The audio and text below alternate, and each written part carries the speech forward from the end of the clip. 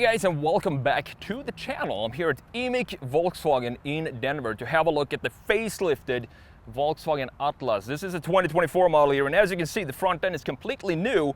The rear end is new, but not as new as the front end, and I really like what Volkswagen did with the front end design of this car. They simplified everything, and I'm all for simplicity, specifically when we have these big proportions like we have on the Atlas. And behind me you have the Cross Sport, so this is their coupe SUV version of the Atlas. And normally, you know, I'm not a huge fan of coupe SUVs, but in this case, I don't think this has too much of a carve out of the volumes of the rear ends. It still looks like a proper SUV, and that's why I like this also, the Cross Sport, in addition to the normal Atlas. So what we're gonna do in this video, have a look at the front end design, because they added the trend of the decade onto this front end, which is of course a light bar. You also have an illuminated Volkswagen logo right now, and you have a light bar in the rear end as well. So let's start, talk about the front end design, the side, the rear, the interior, and then we're gonna take this for a drive. Let's have a look at some of the basic spec and tech of the 2024 Volkswagen Atlas. There is no more V6, instead you have a 2-liter turbo inline-4, putting out 269 horsepower and 273 pound-feet of torque, connected to an 8-speed automatic. You have 4-motion all-wheel drive, 0 to 60 takes 7.5 seconds. Fuel economy comes in as 19 city, 25 highway, and the price for this is $52,000. Now, having a look at the front end of the 2024 Atlas, as you can see, as we talked about, the front end is completely new from the 2023 model. The hood is exactly the same. The side view is pretty much identical as well. But what's new here is that we do have a simplified layout of the headlights, and they also grew in height. And I do like that we do have the LEDs being super clean now, and you have these stacked headlights in the center, LED of course fully, and last but not least, in the top of this front end we do have this beautiful light bar that stretches across the entire front end, which I do know a lot of companies are doing that right now, but Volkswagen, they were pretty early with it, so I think it actually suits the facelifted Atlas to have that LED in the front end. Couple of things though that I would like to redesign on the 24 Atlas is, first of all, if we have a look at this area, this is not the R-Line. Personally, I would go for the R-Line. Also, a couple of changes in the R-Line that I would like to redesign. For example, it has this slot here that I think looks too thin, but in the non-R-Line, we don't even have this slot in the bumper. Instead, we have this silver piece, trim piece, which looks pretty cool. I mean, it's not bad looking, but there is no functionality to this section. So I want to have this at least be a vent or a slot where air can flow in to the side fenders and create a little less resistance in the front end.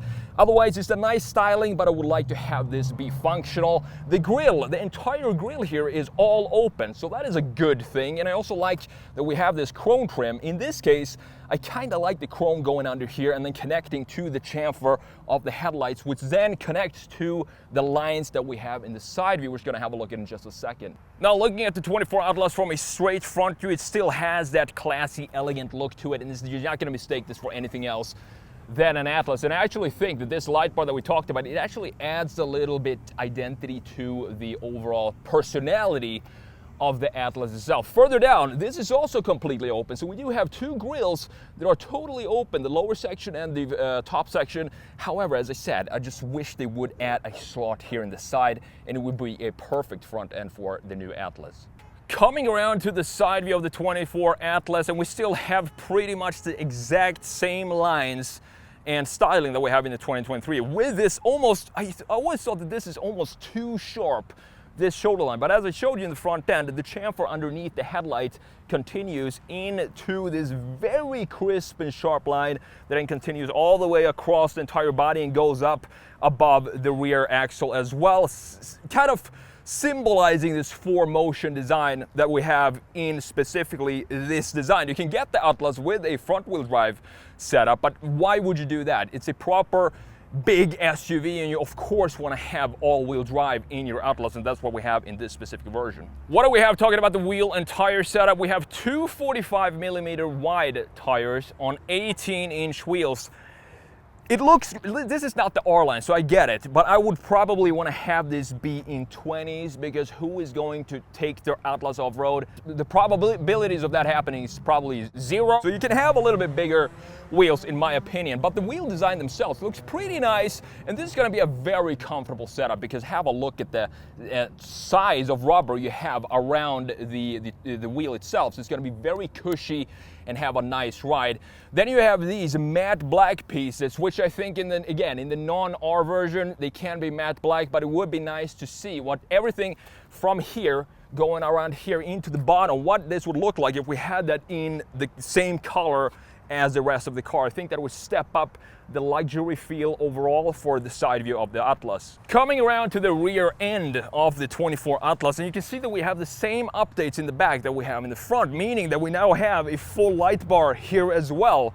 I think, again, it suits this design because overall it's a very static design, boxy shape, since it is the big brother in the Volkswagen lineup. So having a light bar like this kind of makes sense in this case. And I also like that the Volkswagen badge is illuminated. I'm not sure you can see that, but I'm gonna make sure you can see exactly what that looks like. And you also have the wiper still being installed right here on the rear window. This is big enough, I believe. This roof spoiler, which looks great by the way, it sends off the roofline in a nice way, but I do think that the wiper here could definitely, it is enough space under here to just install the wiper here and have it be invisible when you're not using it. Now there are a couple of things in the back that I would like to change as well, because we changed a few things in the front, and having the opening in the side of the slot and the air intake, the vent there. I kind of like the taillight design here. It feels like Volkswagen's maybe going a little Lambo style with these Y-shaped inserts that we have in the taillights themselves. Moving further down, I love that we have a proper bumper for this design. And this is something that is slowly being phased out. Everything is supposed to be flush with the rest of the body now, but in this case we do have a proper bumper. However, further down, we don't really have a diffuser of any sort, but we do have, these are like the most obvious fake vents I've ever seen on a car. And why not just cover this up, or even better, open it up a little bit here and just put the exhaust pipe sticking out here. It doesn't matter if it's a tiny little pipe sticking in here, but just don't make it like this obviously fake vents. I'm not a huge fan of that, and this is definitely something that I would like to redesign. Now I want to show you the comparison between the Cross Sport like we have here and the normal Atlas that we just had a look at. As you can see, it's not a huge difference. The only difference is the angle here is a little bit steeper on the Cross Sport, but it doesn't have the same problems like we have in the Mercedes GLE, for example. The GLE Coupe completely ruins the proportions of the GLE, while the SUV is one of the best looking SUVs on the market right now. But in this case, I still think that this sloping roofline or rear end that we have on the Cross Sport, it actually suits the Atlas overall, and it doesn't have that weird volume problem in the proportions in the rear. Other than that, it looks pretty similar to the normal Atlas. We don't have a separation between the body and the bumper as clear as we have in the normal Atlas. This is more flush with the body, but I do think that it still looks good, and we also have still the fake exhaust down at the bottom. Looking at the Volkswagen Atlas, a 2024 model from a straight rear view like you're doing right now, typical Volkswagen design. This is I think one of the last Volkswagen designs that has this original design philosophy of Volkswagen, that everything on the car needs to have a purpose. Every single line and every single graphic needs to have a purpose, otherwise we're gonna remove it. And this, when you look at this, it's such a simplistic design, and I think they simplified it even more for the 2024 model. Overall, I think it's a good looking SUV, and it is in line with Volkswagen's original design philosophy. Opening up the trunk is very easy. You have a button right underneath the L on the Atlas that's in the chrome, and you can, this is of course a 3-row, but if you want more space, very easy to just fold down these seats in the 3rd row, and you have plenty of more room, luggage space in the rear end. Overall, a very functional, very simplistic design. You don't have a automatic closing button for this, but you do have a grab handle, a proper grab handle to close it down.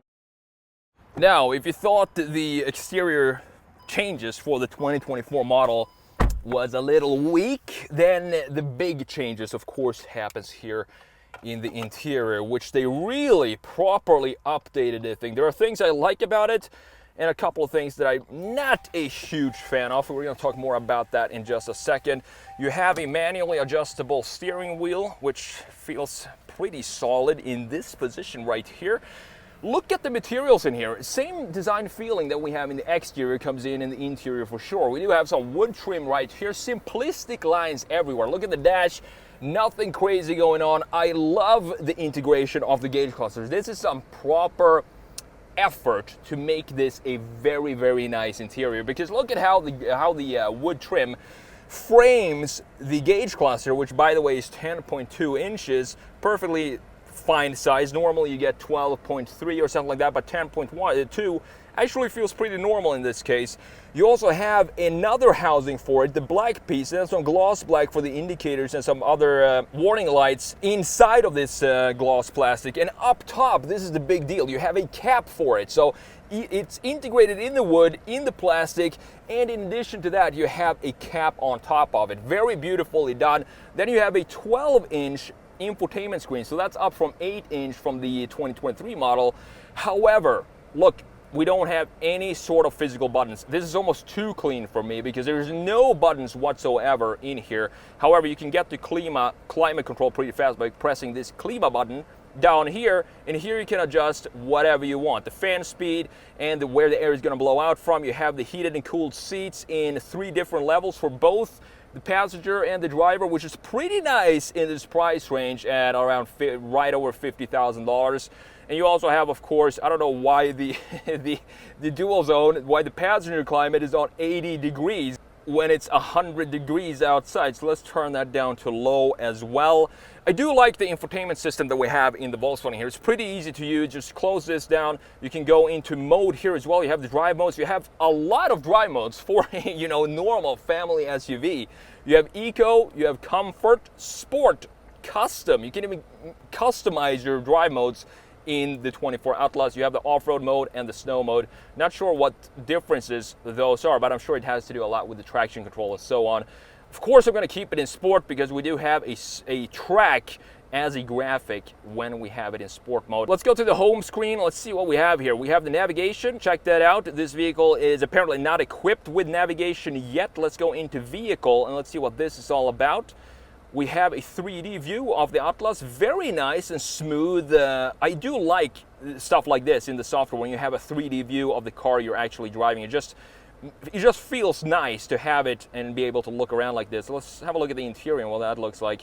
You have the cockpit ambient lighting and stuff like this. A bunch of different settings you can choose. Put it into reverse. Let's check out the backup camera. You do have a pretty large backup camera. This one is not equipped with the 360 top view though, or the 360 sensors. You only have a backup camera and it is pretty grainy. However, you do have the trajectory lines, at least when you're backing up. So that's all good. Pretty nicely done. That's pretty much all you need to be able to park this car. If you need more sensors than that, you're either going seriously off-road, which no one is ever going to do in this car, or you just need to work on your driving skills. Moving further down, you do have this touchpad for the quick controls for the climate control settings, which is nice to have. So I wouldn't call these physical buttons, but they're kind of sliders and touch buttons. You also have that for the volume in the middle. Further down, we have a nice integration of the vents. This looks super clean and easy to use. I do like the framing that we have going around it.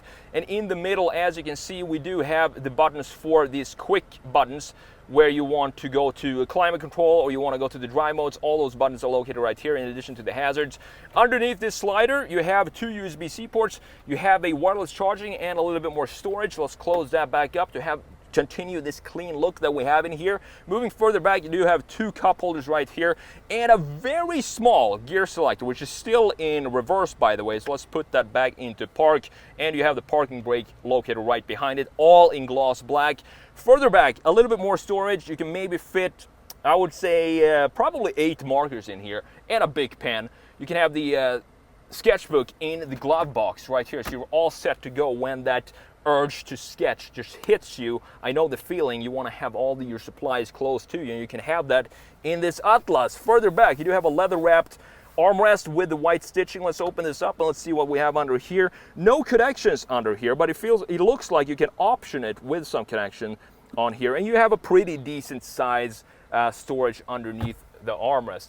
Looking at these seats, I really like these seats. This looks like they should be maybe in the R-Line because they have such a huge bolstering on the sides to hold you in place when you go through the corners. I also like the stitching in here, the cross stitching that we have in the middle, the perforated up top, and the solid leather on the side. Very nicely done. Moving on to the steering wheel, so let's move back this seat a little bit. further, something like this.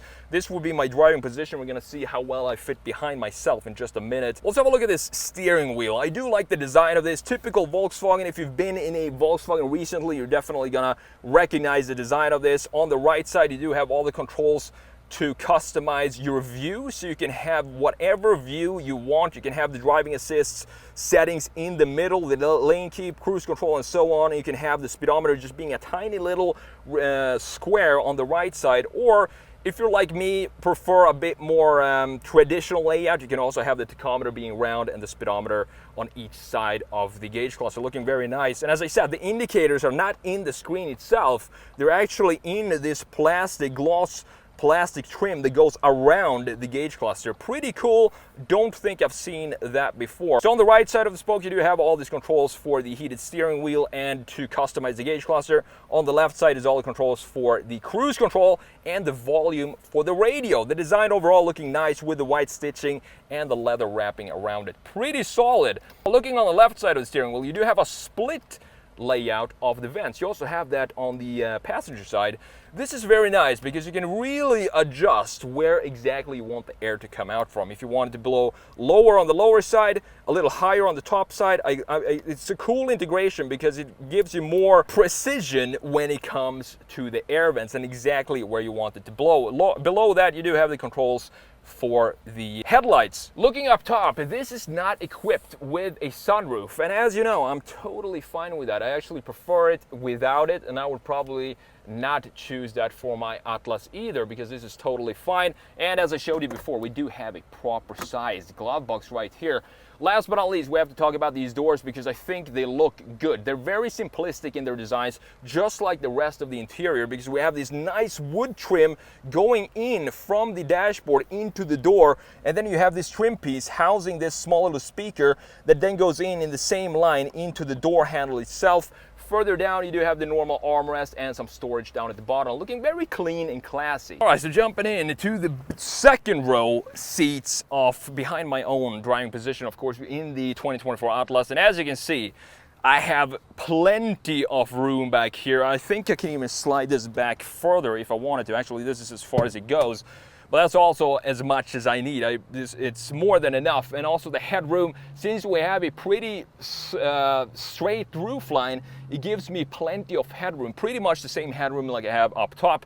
Further down in the middle here, you do have two USB-C slots, and you also have the third zone climate control settings in the middle, looking very nice. And of course, if you fold down this center armrest, you are gonna find yourself two cup holders. And this is the sticker. If you wanna have a look at that and just freeze it right there so you can have a look at all the details, you can do that.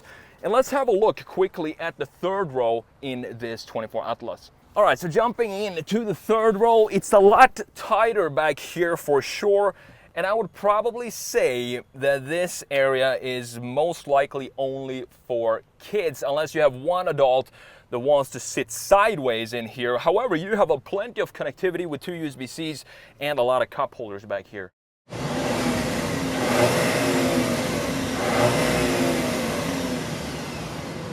Alrighty guys, setting off in the 2024 facelifted Volkswagen Atlas. I love what they did here because I think the Atlas still, it came out in 2016. I still think it looks good. It still looks modern. They just needed to tweak a little bit in the front end, in the rear, and specifically in the interior for sure. And that's exactly what they did with this updated interior that we have with the 10.2-inch gauge cluster, which is pretty unusual. Normally, as I said, it's like 12.3, I think is the standard. But I don't think that this gauge cluster actually feels too small. It feels just about right. And I also like that it's so well integrated in the overall design, specifically with this beautiful wood that we have here. And then the cap for the gauge cluster. I think we need to give Volkswagen credit for that they didn't go with the full, iPad stuck on the dash solution for the even for the facelift for 2024. It's pretty unusual. I have it in sport and it sounds pretty good. It's a 2-liter turbo, 4-cylinder. You have 269 horsepower and 273 pound-feet of torque. Connected to an 8-speed automatic. And of course, this one is equipped with a 4-motion all-wheel drive, which, as I said in the video, I'm not sure why anybody would buy an Atlas without the all-wheel drive. The biggest problem I had with the pre-facelift, the 2023 model, let's put it in, let's just change the drive mode here too.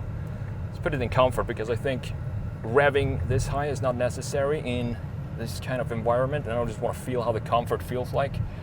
But the biggest issue I had with the previous facelift was the interior, and that's exactly what they updated. And I don't think yes, we do have light bars, front and rear, trend of the decade, I know, but Volkswagen, they've had light bars in their cars for a while now, so it feels kinda right to have it on the new facelift as well.